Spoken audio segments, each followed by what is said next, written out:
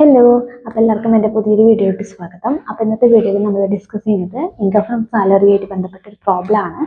അപ്പോൾ നമുക്ക് വേഗം തന്നെ വീഡിയോയിട്ട് പോകാം.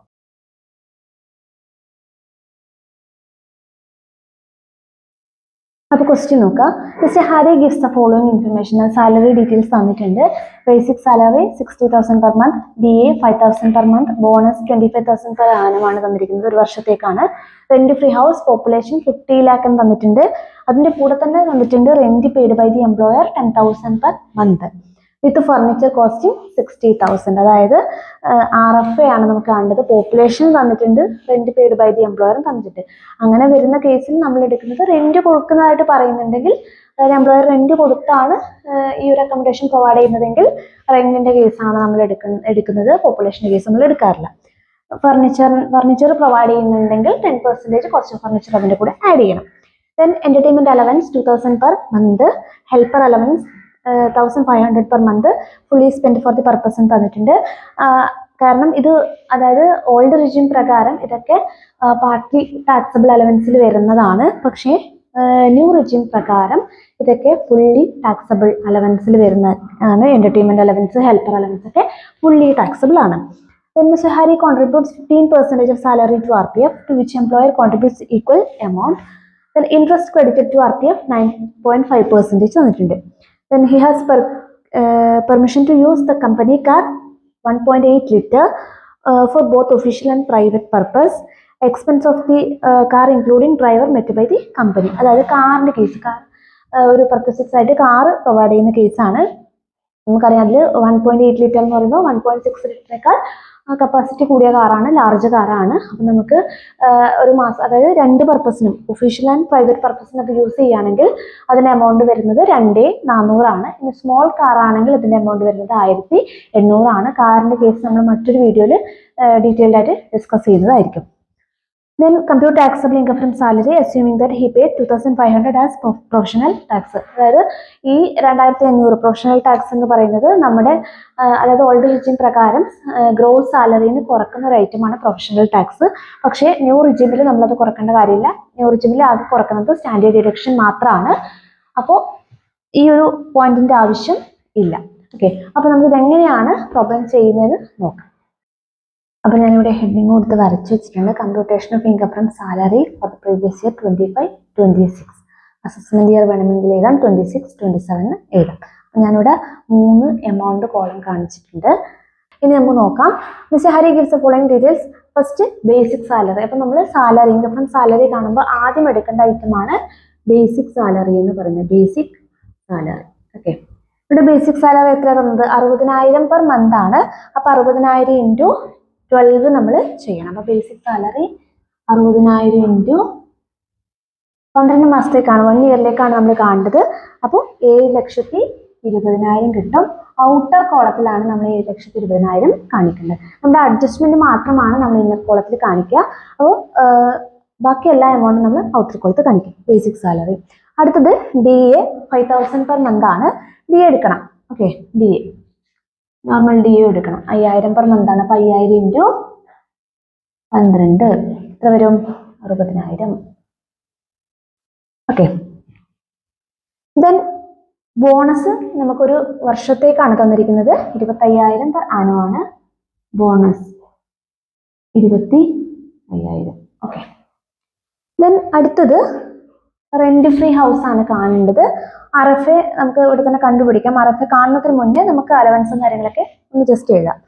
അപ്പോൾ റെന്റ് ഫ്രീ ഹൗസ് കഴിഞ്ഞാൽ പിന്നെ വരുന്നത് എന്റർടൈൻമെന്റ് അലവൻസ് ആണ്. എന്റർടൈൻമെന്റ് അലവൻസ് ഞാൻ പറഞ്ഞു, പാർട്ട്ലി എക്സംപ്റ്റ്, ഗവൺമെന്റ് എംപ്ലോയീസിന് എക്സംപ്ഷൻ കിട്ടുന്ന ഒരു അലവൻസ് ആയിരുന്നു എന്റർടൈൻമെന്റ് അലവൻസ് എന്ന് പറയുന്നത്.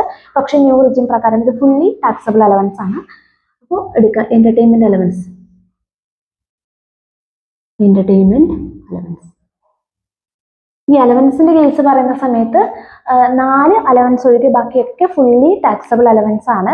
ആ എക്സംഷൻ കിട്ടുന്ന 4 അലവൻസ് എന്ന് പറയുന്നത്, ഒന്ന് ഡെയിലി അലവൻസ്, കൺവേയൻസ് അലവൻസ്, അതേപോലെ തന്നെ travelling allowance, then transport allowance. ഈ 4 അലവൻസ് ഒഴികെ ബാക്കി മൊത്തം ഫുള്ളി ടാക്സബിൾ അലവൻസ് ആണ്. ഫുള്ളായിട്ട് നമ്മൾ എന്താണ്, അല്ലെങ്കിൽ മുഴുവൻ എമൗണ്ടിന് നമ്മൾ ടാക്സ് കൊടുക്കേണ്ടതായിട്ട് ഉണ്ട്. അപ്പോൾ എന്റർടൈൻമെന്റ് അലവൻസ് എത്രയാണ് വരുന്നത്? 2,000 പെർ മന്ത് ആണ്. അപ്പോൾ 2000 ഇൻറ്റു 12, അത് 24,000. ദെൻ അടുത്ത വരുന്നത് ഹെൽപ്പർ അലവൻസ് ആണ്. അതിന്റെ bracket fully spend for the purpose തന്നിട്ടുണ്ട്. അതായത് ഇത് മുന്നേ പാർട്ട്ലി എക്സെപ്റ്റ് അലവൻസ് ആയിരുന്നു, അതായത് spend for the purpose excepted ആയിട്ടുള്ള ഒരു അലവൻസ് ആയിരുന്നു ഹെൽപ്പർ അലവൻസ്. പക്ഷെ ഇതിപ്പോൾ ഫുള്ളി ടാക്സബിൾ അലവൻസ് ആണ്, അതുകൊണ്ട് നമുക്കിത് മുഴുവൻ എടുക്കാം. ഹെൽപ്പർ അലവൻസ് ഇതാണ് 1500 ഇൻറ്റു 12 എത്ര വരും? Helper allowance 18,000. ഓക്കെ, 18,000. ഓക്കെ അല്ലേ? ഇനി പിന്നെ വരുന്നത് കോൺട്രിബ്യൂഷൻ ആണ്. ഇനി കോൺട്രിബ്യൂഷന് മുന്നേ ബാക്കി അലവൻസും കാര്യങ്ങളൊക്കെ കഴിഞ്ഞു. ഇനി നമുക്ക് കോൺട്രിബ്യൂഷൻ ടു RPF ഉണ്ട്. പിന്നെ കാറിന്റെ കേസ്, അത് പെർക്വിസിറ്റ്സ് തന്നെയാണ്. ദെൻ ഇനി നമുക്ക് മറ്റൊരു പെർക്വിസിറ്റ്സ് എന്ന് പറഞ്ഞാൽ RFA ആണ്. അപ്പൊ അത് ആദ്യം കണ്ടുപിടിക്കാം. RFA, rent free accommodation. ഈ റെന്റ് ഫ്രീ അക്കോമഡേഷനകത്ത് നമുക്ക് ഒന്ന് പോപ്പുലേഷൻ തന്നിട്ടുണ്ട് 50 lakh. നോർമൽ കേസിൽ റെന്റ് കൊടുക്കുന്നതായിട്ട് പറയുന്നില്ലെങ്കിൽ നമ്മൾ പോപ്പുലേഷന്റെ കേസാണ് എടുക്കേണ്ടത്. പോപ്പുലേഷന്റെ കേസ് എന്ന് പറയുമ്പോൾ നമുക്കറിയാം, നമ്മൾ ഇതിന് മുന്നേ ഒരു വീഡിയോ ഡിസ്കസ് ചെയ്തിട്ടുള്ളതാണ്. പോപ്പുലേഷന്റെ കേസ് എടുത്തു കഴിഞ്ഞാൽ 40 lakhന് മുകളിൽ, 40 ലക്ഷത്തിന് മുകളിൽ പോപ്പുലേഷൻ വരികയാണെങ്കിൽ സാലറിയുടെ 10%. ഇനി അതേപോലെ 15 ലക്ഷത്തിനും 40 ലക്ഷത്തിനും ഇടയിലാണ് പോപ്പുലേഷൻ എങ്കിൽ 7.5%. അതേപോലെ തന്നെ പോപ്പുലേഷൻ 15 ലക്ഷത്തിൽ താഴെയാണെങ്കിൽ 5%. ഇതാണ് ഈ പോപ്പുലേഷന്റെ കാറ്റഗറിയിൽ വരുന്നത്. അപ്പോൾ 50 lakh മാത്രമാണ് നമുക്ക് പോപ്പുലേഷൻ മാത്രമാണ് ഇവിടെ തന്നിരിക്കുന്നതെങ്കിൽ നമുക്ക് എന്ത് എടുക്കാം? 10% ഓഫ് സാലറി എടുക്കാൻ പറ്റും. പക്ഷെ ഇവിടെ നമ്മൾ ശ്രദ്ധിക്കേണ്ടത് rent paid by the employer. അതായത് എംപ്ലോയർ റെന്റ് കൊടുക്കുന്നുണ്ട്, എംപ്ലോയർ റെന്റ് കൊടുത്താണ് എംപ്ലോയിനായിട്ട് താമസിപ്പിക്കുന്നത്. അപ്പൊ എംപ്ലോയർ റെന്റ് കൊടുക്കുന്നുണ്ടെങ്കിൽ റെന്റ് പെയ്ഡ് ബൈ ദി എംപ്ലോയറിന്റെ കേസിൽ വരുന്ന കണ്ടീഷനാണ് നമ്മൾ എടുക്കേണ്ടത്. അവിടെ വരുന്ന രണ്ട് കണ്ടീഷൻ എന്ന് പറഞ്ഞാൽ 10% of salary or actual rental charges whichever is less. ഇതാണ് അവിടെ വരുന്ന കണ്ടീഷൻ. ഓക്കെ, RFAയുടെ കേസിൽ വരുന്നത് ഒന്ന് 10% of salary or actual rental charges whichever is less. അപ്പൊ ഇതാണ് നമ്മൾ കമ്പയർ ചെയ്യുന്നത്. അപ്പൊ ഇവിടെ 10% ഓഫ് സാലറി എന്ന് പറയുമ്പോൾ ഇവിടെ എന്തൊക്കെ എടുക്കണം? സാലറി ഇവിടെ ചെറുതാക്കിയിട്ട് ഇവിടെ തന്നെ ചെയ്യുവാണ്. സാലറി എന്ന് പറയുമ്പോൾ നിങ്ങൾക്ക് മനസ്സിലാവാൻ വേണ്ടിയിട്ടല്ല, ഇതിന് കോമൺ ആയിട്ടുള്ളതിന് നമ്പർ ഇട്ട് കൊടുക്കുക കേട്ടോ. ആറാമത്തെയാണ് RFA. അപ്പോൾ സാലറി എന്ന് പറയുമ്പോൾ RFAയുടെ കേസിൽ നമുക്കറിയാം ബേസിക് സാലറി എടുക്കും, DA forming part of pay അല്ലെങ്കിൽ റിട്ടയർമെന്റ് ബെനിഫിറ്റ്. നോർമൽ DA എടുക്കില്ല. ദെൻ DP ഡിയർനെസ് പേ എടുക്കും. അതേപോലെ തന്നെ ബോണസ്, കമ്മീഷൻ, മറ്റ് ടാക്സബിൾ അലവൻസ് എല്ലാം നമ്മൾ എടുക്കും. മോണിറ്ററി ബെനിഫിറ്റ്സ് ഒക്കെ നമുക്ക് ഇതിനകത്ത് നമ്മൾ എടുക്കും. അപ്പോൾ ഇവിടെ സാലറി എന്ന് പറയുമ്പോൾ ഒന്ന് ബേസിക് സാലറി വരും അല്ലേ? ബേസിക് സാലറി എത്രയാണ്? ബേസിക് സാലറി ഓൾറെഡി നമ്മൾ കണ്ടുപിടിച്ചു, 7,20,000. ഓക്കെ, ദെൻ DA എടുക്കുമോ? ഇത് ഒരു നോർമൽ DA ആണ്. നമ്മൾ പറഞ്ഞത് DA ഫോമിംഗ് പാർട്ട് ഓഫ് പേ മാത്രം എടുക്കുന്നതാണ് നമ്മൾ പറഞ്ഞത്. അപ്പോൾ ഈ DA എടുക്കുമോ? ഇല്ല. ദെൻ ബോണസ് നമ്മൾ എടുക്കില്ലേ? ബോണസ് എടുക്കും. ബോണസ് 25,000 ആണ് ബോണസ്. ഓക്കെ, ദെൻ നമ്മൾ ഓൾറെഡി മുകളിൽ എടുത്തിട്ടുണ്ട് എന്റർടൈൻമെന്റ് അലവൻസ്, ടാക്സബിൾ അലവൻസ് ഒക്കെ നമ്മൾ എടുക്കും. എന്റർടൈൻമെന്റ് അലവൻസ് എത്രയാണ്? 24,000. ദെൻ ഹെൽപ്പർ അലവൻസ് എത്രയാണ്? 18,000. ഓക്കെ, അപ്പോൾ പിന്നെ വരുന്നത് RPF-ഉം കാറിന്റെ കേസും ആണ്. അതൊക്കെ പെർക്വിസിറ്റ്സ് ആണ്. പെർക്വിസിറ്റ്സ് ഒന്നും നമ്മൾ എന്ത് ചെയ്യില്ല, ഇതിനകത്ത് എടുക്കില്ല. ഓക്കെ, അപ്പൊ ഇത്രയല്ലേ ഉള്ളൂ. അപ്പൊ എന്ത് ചെയ്യുക വെച്ചാൽ ഇത് ടോട്ടൽ ചെയ്യുക. അതായത് ഈ ഒരു എമൗണ്ട് ടോട്ടൽ ചെയ്യുക. ഇത് RFAക്ക് വേണ്ടിയിട്ടുള്ള സാലറിയുടെ ടോട്ടലാണ്. അതായത് സാലറിയുടെ 10% കാണാനുള്ള സാലറിയുടെ ടോട്ടൽ ചെയ്യുന്ന സമയത്ത് നമുക്ക് സാലറി 7,87,000 കിട്ടും. 7,87,000 നമുക്ക് സാലറി ടോട്ടൽ കിട്ടും. മനസ്സിലായല്ലോ? ഇത് RFA കാണാൻ വേണ്ടിയിട്ടുള്ള സാലറിയുടെ ടോട്ടലാണ് 7,87,000. ഇനി ഇതിന്റെ 10% 10% ഓഫ് സാലറി നമ്മൾ എഴുതിയിട്ടുണ്ട്. അപ്പോൾ RFA കാണുമ്പോൾ rent paid by the employer ആണെങ്കിൽ രണ്ട് കണ്ടീഷൻ ഉണ്ട്. ഒന്ന് 10% of salary or actual rental charges whichever is less. അതിന്റെ കൂടെയാണ് ഫർണിച്ചർ ഉണ്ടെങ്കിൽ അതിന്റെ കോസ്റ്റ് ആഡ് ചെയ്യേണ്ടത്. അപ്പൊ ഇവിടെ ആദ്യം സാലറിയുടെ 10% കാണണം. സാലറിയുടെ 10% കാണണമെങ്കിൽ ആദ്യം എന്ത് കണ്ടുപിടിക്കണം? സാലറി കണ്ടുപിടിക്കണം. ആ സാലറിയാണ് ഇപ്പൊ നമ്മൾ കണ്ടുപിടിച്ചത്. ഓക്കെ, ഇതിനകത്ത് നോർമൽ DA നമ്മൾ എടുക്കില്ല. DA ഫോമിംഗ് പാർട്ട് അല്ലെങ്കിൽ DA ഫോർ റിട്ടയർമെന്റ് ബെനിഫിറ്റ്സ് ഒക്കെ തന്നാൽ മാത്രമേ നമ്മൾ, അല്ലെങ്കിൽ ടേംസ് ഓഫ് എംപ്ലോയ്മെന്റ് എന്നൊക്കെ തന്നു കഴിഞ്ഞാൽ മാത്രമേ DA നമ്മൾ ഇതിൽ ആഡ് ചെയ്യും. ഓക്കെ, അപ്പൊ നമുക്ക് ഇതിന്റെ ടോട്ടൽ കിട്ടി. ഇനി ഇതിന്റെ 10% കാണാം. 10% ഓഫ് 7,87,000 എത്ര വരും? 10% കാണുന്ന സമയത്ത് 78,700 നമുക്ക് കിട്ടും. ഓക്കെ, 78,700. ഇനി 10% of salary or 10% of salary or നമ്മൾ എന്താ പറയുന്നത്? Actual rental charge. 10% of salary or actual rental charges whichever is less എന്നാണ് നമ്മൾ പറയുന്നത്. അപ്പൊ ആക്ച്വൽ റെന്റൽ ചാർജസ് എന്ന് പറയുമ്പോൾ എത്ര റെന്റ് കൊടുക്കുന്നതായിട്ട് പറയുന്നത്? 10,000 പെർ മന്ത് ആണ്. അപ്പൊ 10,000 ഇൻറ്റു 12 എത്ര വരും? 1,20,000. 1,20,000. വിച്ചെവർ ഈസ് ലെസ്. ഏതാണ് ചെറുത്? ഏതാണ് ലീസ്റ്റ്? 78,700 ആണോ ചെറുത്? 1,20,000 ആണോ? 78,700 ആണ്. ഇവിടെ തന്നെ എടുത്ത് എഴുതുക, കാരണം നമുക്ക് അതിന്റെ കൂടെ ഫർണിച്ചറിന്റെ കോസ്റ്റ് ആഡ് ചെയ്യാനുണ്ട്. 78,700 ആണ് ചെറുത്. അതിന്റെ കൂടെ നമ്മൾ എന്ത് ചെയ്യുന്നു? അതായത് 10% of salary or actual rental charges whichever is less, അതിന്റെ കൂടെ 10% ഫർണിച്ചർ ഉണ്ടെങ്കിൽ അതിന്റെ കോസ്റ്റ് ആഡ് ചെയ്യുന്നു. ഇവിടെ ഫർണിച്ചർ കോസ്റ്റിംഗ് 60,000 എന്നാണ് പറയുന്നത്. ആ 60,000 ഫർണിച്ചറിന്റെ യഥാർത്ഥ വില 60,000 ആണ്. അതിന്റെ 10% നമ്മൾ ഇതിന്റെ കൂടെ ആഡ് ചെയ്യുന്നു. ആഡ് ഇത് എഴുതണം, വിച്ചെവർ ഈസ് ലീസ്റ്റ് അല്ലെങ്കിൽ whichever is less. 78,700 add 10% cost of furniture. Okay, 60,000ന്റെ 10% എത്ര വരും? 6,000 വരും. ഇത് ആഡ് ചെയ്യുമ്പോൾ നമുക്ക് കിട്ടുന്നത് 84,700. 84,700 ആണ് RFIയുടെ വാല്യൂ നമുക്ക് കിട്ടാം. 84,700 ആണ് RFIയുടെ വാല്യൂ നമുക്ക് കിട്ടുന്നത്. ഇത് മനസ്സിലായോ? RFI കണ്ടുപിടിക്കുന്നത് നമ്മൾ ഇവിടെ നമുക്ക് പോപ്പുലേഷനും തന്നിട്ടുണ്ട്, റെന്റും തന്നിട്ടുണ്ട്. അങ്ങനെ റെന്റ് തന്നിട്ടുണ്ടെങ്കിൽ റെന്റിന്റെ കേസാണ് എടുക്കേണ്ടത്. റെന്റിന്റെ കേസ് വരുമ്പോൾ 10% salary or actual rental charges whichever is less അത് ചെയ്യുക. എന്നിട്ട് അത് കമ്പയർ ചെയ്ത് ഏതാണോ ചെറുതത് എടുക്കുക. അതിൻ്റെ കൂടെ ഫർണിച്ചർ ഉണ്ടെങ്കിൽ 10% കോസ്റ്റ് ഓഫ് ഫർണിച്ചർ അതിൻ്റെ കൂടെ ആഡ് ചെയ്യാം. ആഡ് ചെയ്യുമ്പോൾ നമുക്ക് കിട്ടുന്നത് 84,700 ആണ്. അപ്പൊ ഇത് മനസ്സിലായല്ലോ. ഇനി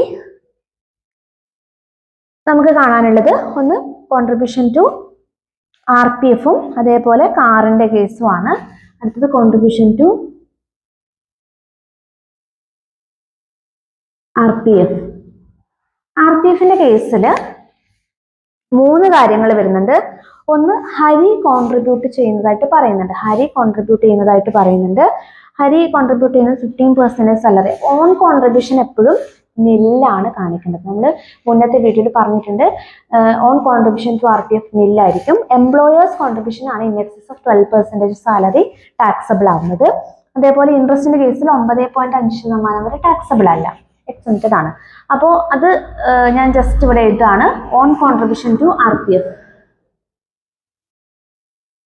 ഓൺ കോൺട്രിബ്യൂഷൻ ടു RPF നിൽ. അടുത്തത് എംപ്ലോയേഴ്സ് കോൺട്രിബ്യൂഷൻ ആണ്.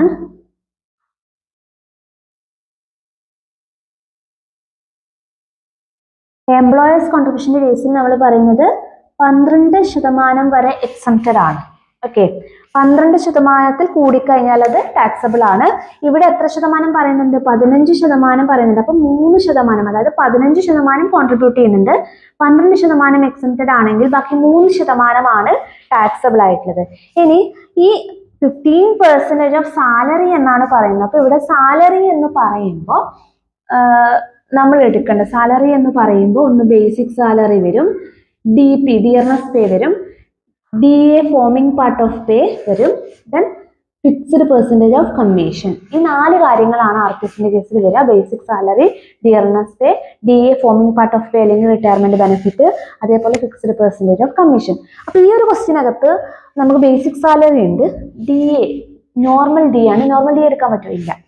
പിന്നെ വേറെ ഒന്നുമില്ല, അതായത് നമ്മൾ ഫിക്സ്ഡ് പെർസെൻറ്റേജ് ഓഫ് കമ്മീഷൻ തന്നിട്ടില്ല, ദെൻ DP ഇല്ല.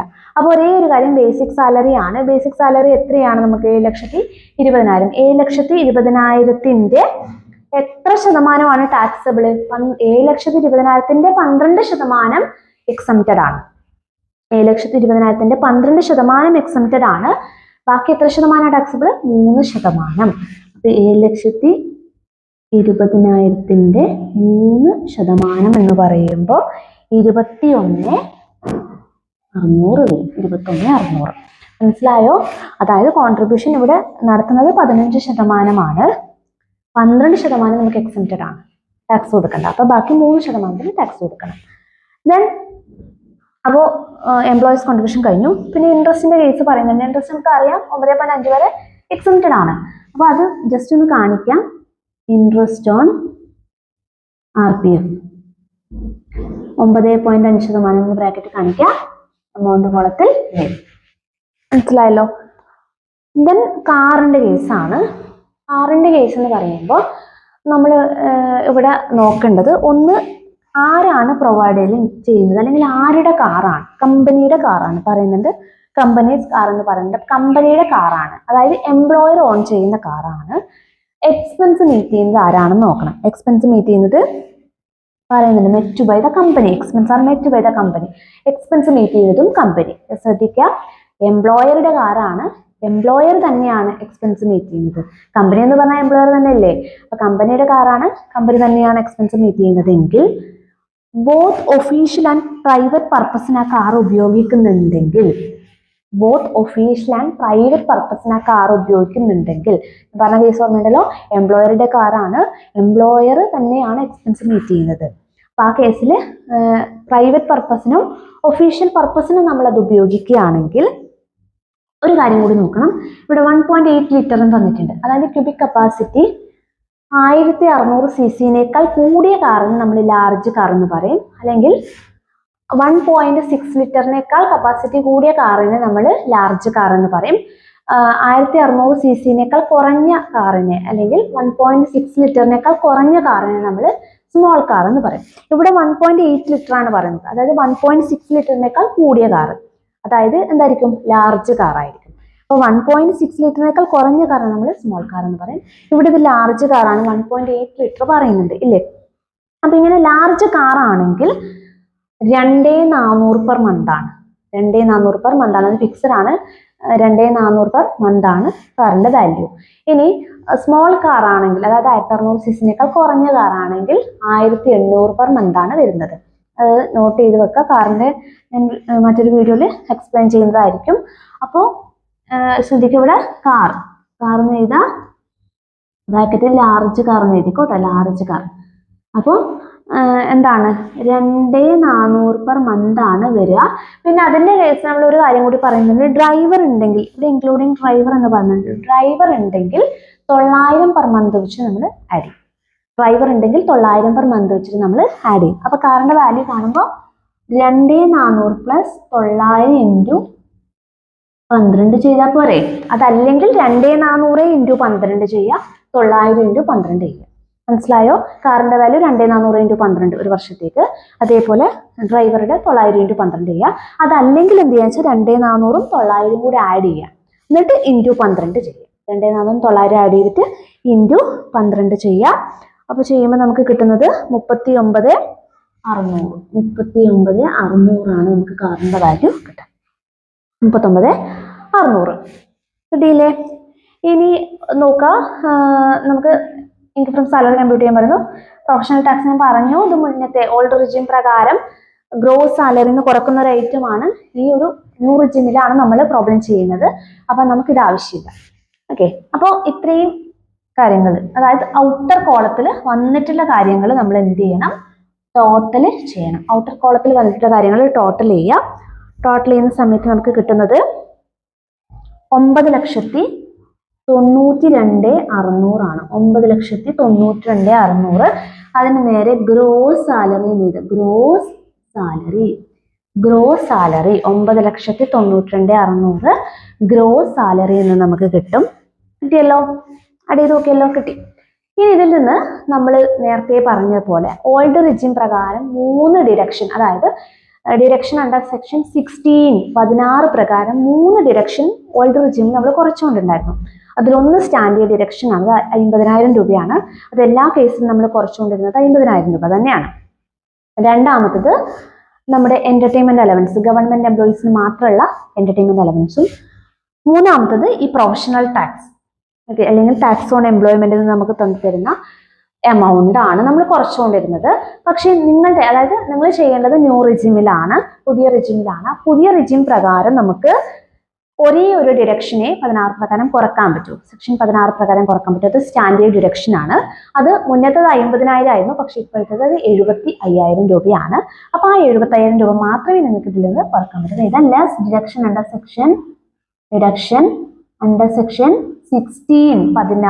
പ്രകാരം സ്റ്റാൻഡേർഡ് ഡിഡക്ഷൻ എത്രയാണ്? 75,000 ആണ് സ്റ്റാൻഡേർഡ് ഡിഡക്ഷൻ വരുന്നത്. 75,000 രൂപയാണ് സ്റ്റാൻഡേർഡ് ഡിഡക്ഷൻ വരുന്നത്. അപ്പൊ എന്ത് ചെയ്യുക? 9,92,600 75,000 കുറക്കുന്ന സമയത്ത് നമുക്ക് കിട്ടുന്നത് 9,17,900 ആണ്. 9,17,900 ആണ് നമ്മുടെ ഇൻകം ഫ്രം സാലറി. 9,17,900 ആണ് നമ്മുടെ ഇൻകം ഫ്രം സാലറി. ഈ സ്റ്റാൻഡേർഡ് ഡിഡക്ഷൻ എന്ന് പറയുന്നത് സെക്ഷൻ 16 സബ്സെക്ഷൻ IA പ്രകാരമുള്ള ഡിഡക്ഷൻ ആണ് സ്റ്റാൻഡേർഡ് ഡിഡക്ഷൻ എന്ന് പറയുന്നത്. അത് വേണമെങ്കിൽ ഇവിടെ എഴുതാം, അല്ലെങ്കിൽ മോളിൽ ഡിഡക്ഷൻ അണ്ടർ സെക്ഷൻ 16 കൊടുക്കുക.